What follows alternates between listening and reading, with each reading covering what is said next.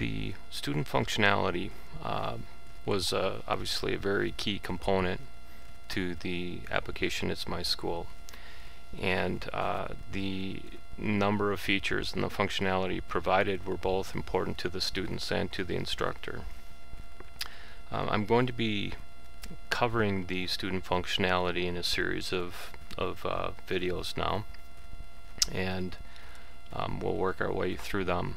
First, I'm going to provide an overview to the system itself and the course information page, and then just work my way down from there, and we'll just have as many videos as is needed to get through this section.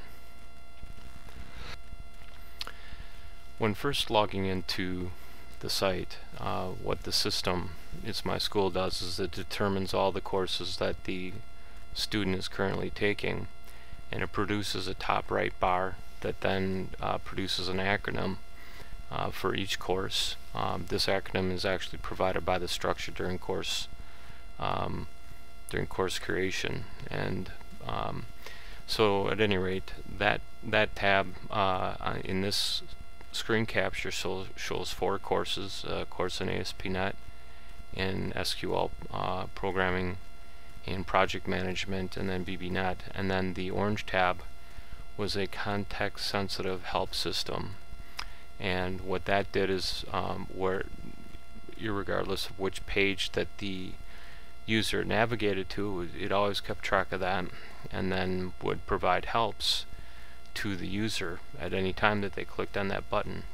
It was a huge help to the users as they navigated through the system, and it was also a huge help to me because I made sure that the content was complete, and it answered probably 99% of the questions they had. So I had very few issues related to how to use the site and navigation.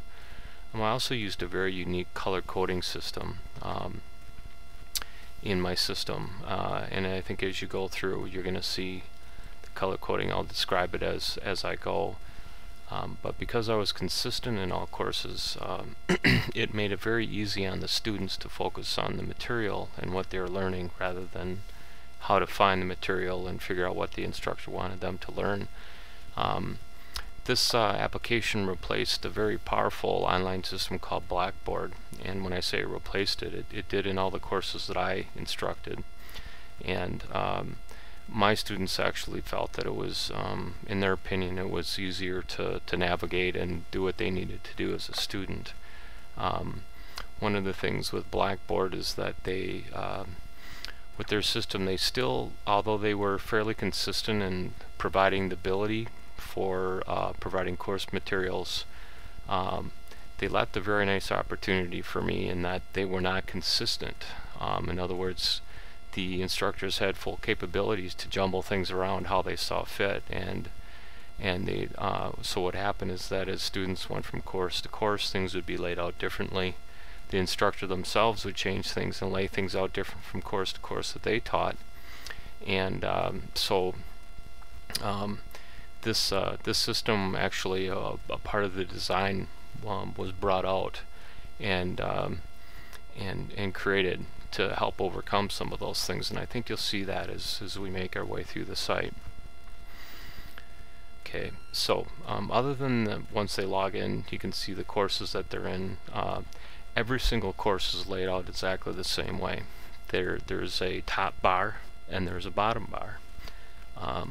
There's always a course calendar on the home page that then clearly identifies by the calendar date. And so since this course screen capture was made during September, the course calendar showed up as September. If I'd done this in October, it would have been automatically showing October. This course page was something that the students wanted, and so I provided it. If they clicked on a particular calendar day, it would then take them to a course calendar page, and we'll get to that in a minute, and I'll describe it further. Next, I thought it was very important to provide standard pieces of information related to a course, and every college has their standards that they expect to have. I met all the standards for the college that I was teaching at, and that helped drive this. And then there's additional features that I wanted to have in the course information section that we'll review now. Okay, when clicking on the course information menu item, it then would dynamically generate the left navigation bar.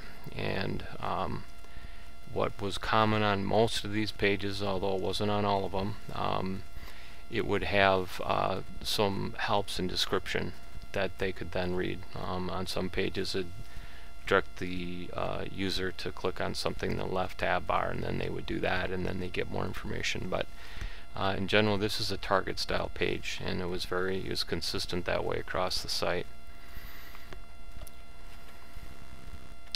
Okay, next we have the calendar page, and you can see the calendar tab is highlighted in light blue. The course information, because it was derived off of the course information main menu, is in tan. The course calendar color coding is exactly was on the home page. The idea behind the course calendar was it quickly orientated the student to what week that they were in for the course. They could see very clearly what the date was and what the session was. If they clicked on any one of the days for the session of their choice, what would happen is it would then dynamically create a category-based listing of everything important for that session. And so there'd be a category of all announcements, a category that showed all the learning activities, a category that would show existing discussion forums that had taken place, and so on. So is a nice, very quick review of everything related to that session at that particular point in time. This screen capture gives it at least a portion of it. It was quite lengthy, depending on which particular session that the student picked. There's a link that allowed them to hide any category-based piece of information, and they could focus on a different area. The next tab was the course schedule. Every course has a schedule. This was wizard based for the instructor. All that they had to do is step through and enter session by session the topics and any reading reference, and then the course component would dynamically generate this page, which then was then viewable for students at any time in the course. The nice thing about the course creation module with ItsMySchool is that you could archive the entire course, and then you could just import it into the next semester and you were ready to go. This next slide shows the course grades, and what I thought was neat about this was that every course has exercises and they have projects. And so, well, they don't have to have projects, but they have work and tasks that the student needs to complete, and they have grades associated with them, which then gets refined down to a grading scale. And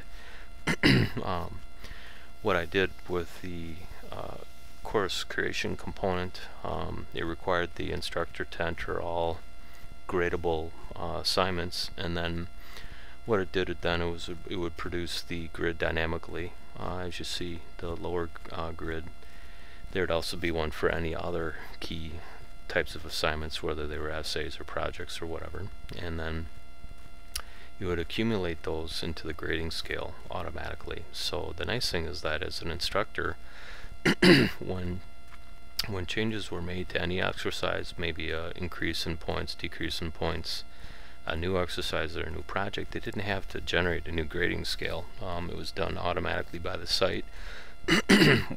Very efficient on paper resource and other handling, because it was all handled dynamically by the site and the students could get it at any time.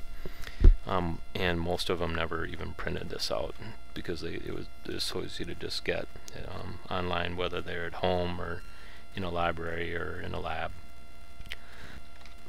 Okay, every course has a syllabus. This syllabus was wizard based. I think you can just see by looking at the key items there. As you went through the wizard, the questions that it would ask, but it would generate the same style syllabus for every single course. And the nice thing is that it was very printer friendly, and again the instructor could archive this with the entire course, not have to reproduce it the next semester other than importing the module, and then they could modify it at will if they liked.